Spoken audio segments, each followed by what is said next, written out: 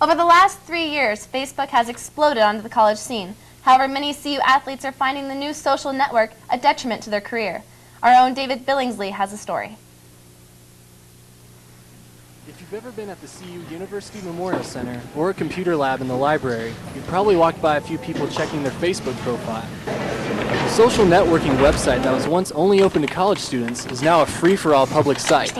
Almost 20,000 new accounts are created each day, and some students can't get away from the computer.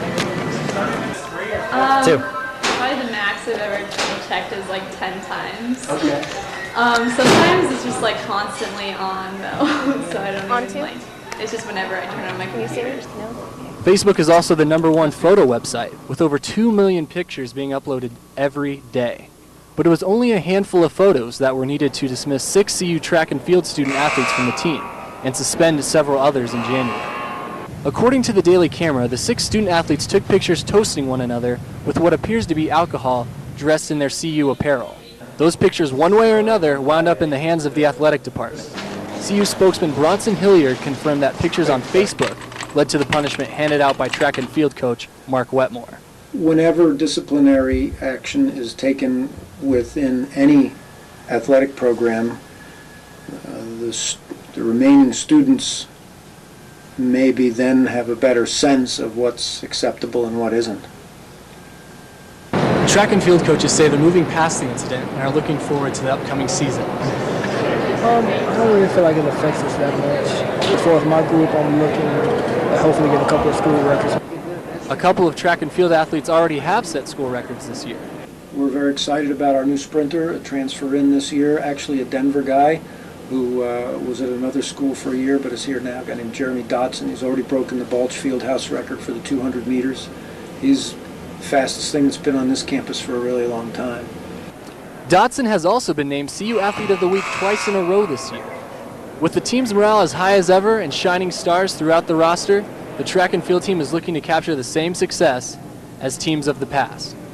I'm David Billingslea, CU Sports Mag. I'm joined now with David Billingslea, who followed that story. David, got a couple questions for you.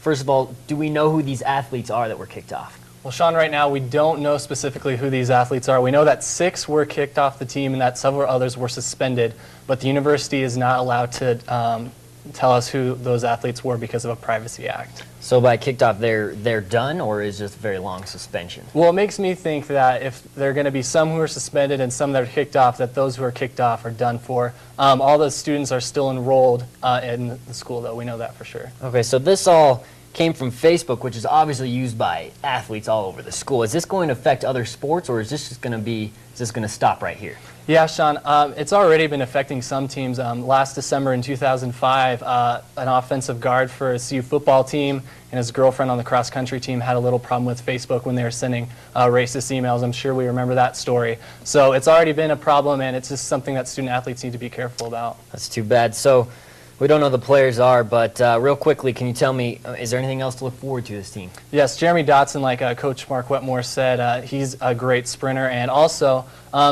the team's taking it kind of easy in the indoor season. You know, they only want to do a couple meets, but the outdoor season in May is really what they're looking forward to. All righty, David, thanks for joining us, and thank you for the story. Thanks. Coming up next, we will have a little bit of Super Bowl double team for you. Stephanie's going to take it away.